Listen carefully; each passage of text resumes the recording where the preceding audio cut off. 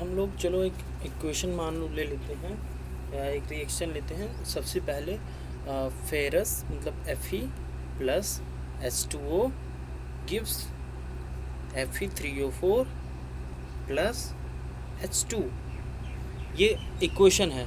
अगर एक चीज़ समझ लो कि हमने 9th में पढ़ा था कि अगर मैं बोल दूँ केवल जैसे वाटर या कुछ भी, तो उसका इक्वेशन क्या होता है H2O। हम लोग पढ़े थे ना वैलेंसी वाला, वो सब याद करके रखना क्योंकि एनसीईआरटी की एक्सरसाइज में वो यूज होगा।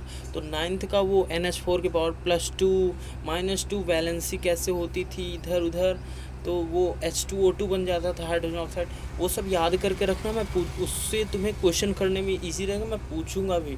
तो Fe plus H2O gives Fe3O4 plus H2, इसको हमको बैलेंस करना है।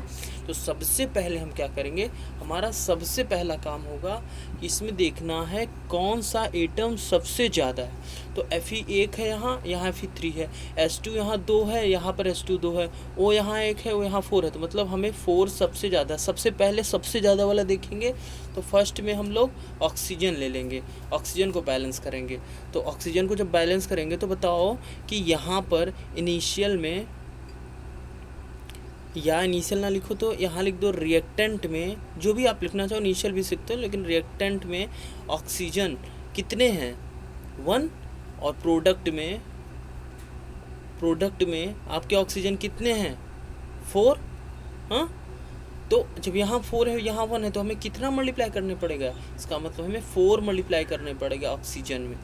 तो ऑक्सीजन वाले टर्म में हमें 4 मल्टीप्लाई, तो ऑक्सीजन साथ ही जुड़ा है तो मतलब पूरे में हमें 4 मल्टीप्लाई करना पड़ेगा। तो अगला फिर बन जाएगा ये हमारा Fe plus 4H2O gives Fe3O4 plus H2, ये हमारा हो जाएगा। ठीक है, अब उसके बाद अब O तो हो गया, O को भूल जाओ।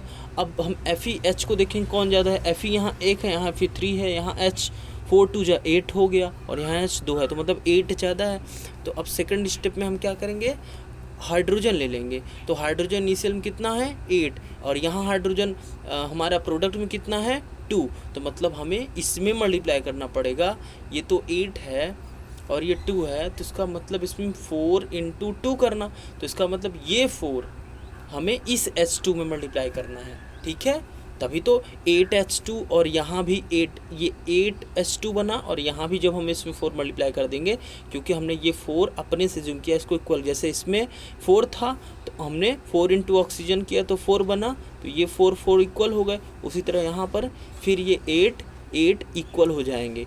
तो अगला हमारा आ जाएगा, क्या आएगा अगला हमारा आ जाएगा, अगला वाला हमारा आएगा Fe plus 4H2O gives Fe3O4 plus, अब H2 कितना मल्टीप्लाई करना है 4, तो 4H2।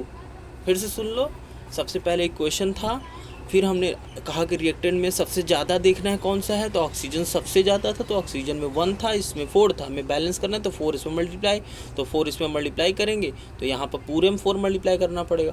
उसी तरह इसमें हमने देखा हाइड्रोजन 8 है, इसमें हाइड्रोजन 2 है, तो 4 मल्टीप्लाई, 4 इसमें हमने मल्टीप्लाई कर दिया।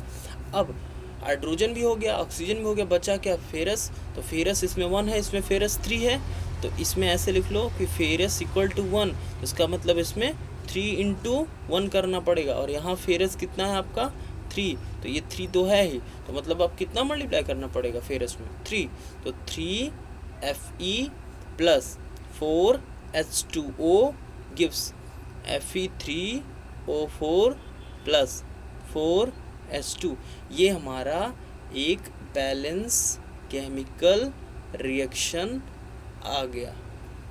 ठीक है, ये हमारा बैलेंस केमिकल रिएक्शन आ गया। तो ऐसे ही है ये, ध्यान समझो।